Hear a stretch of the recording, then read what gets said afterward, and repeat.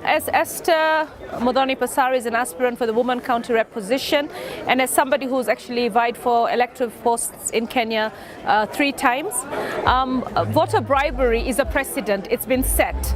Okay, there are many that will go and vote and do not even entertain voter bribery and are not participating in it.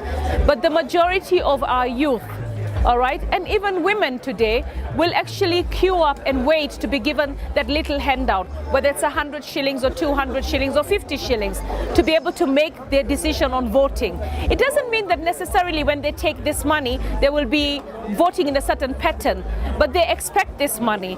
It's the precedent that our leaders have set in terms of elections. So the whole idea is you keep the electorate very, very poor, and then you basically give them handouts and hope that you can influence their votes. I think Kenyans are a bit more sensitive about, sensitized about this issue.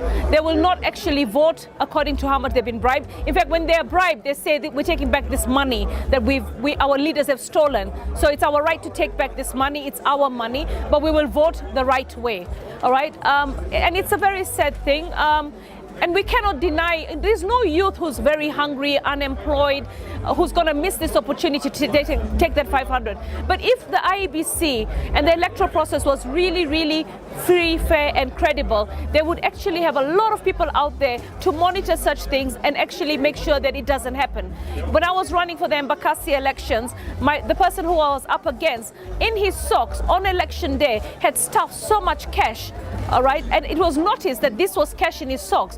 Why would anyone who's a candidate walk around with cash in their socks? So I feel we also have to be a bit more vigilant. I hope that the IEBC is actually going to be non-biased, non-partisan, will not be working for government, but will be working for the people of Kenya. Because really, the people of Kenya are the ones who employ the IEBC. And they're the ones who are mandated to conduct the free, fair and credible elections. So to tell Kenyans, don't accept a bribe, who will refuse money when it's given to you freely? You know, you're not going to work, you're queuing, you want a soda on the queue, they will take it. All right. The point, but I know that Kenyans will not vote or be influenced by that money. The politicians who feel they should buy Kenyans and influence votes, as far as I'm concerned, these are the people that have stolen money. Because how much money do you have that you want to influence voting? So as far as I'm concerned, voter bribery is not going to influence the votes, but it's not going to be done away with soon. For me, as Esther Passaris, who's running for woman representative seat, I always run commercials saying, do not sell your vote. But I've realized it's not selling their vote. It's taking the money that they believe is rightfully theirs. It's getting gainful employment on the day of election, but it's not going to influence the votes. I think Kenyans have suffered long enough. The 100 shillings or 200 shillings or even 500 shillings. But where we have voter bribery that is dangerous is at the agents level, where the politicians or the parties try to influence the agents of other political parties.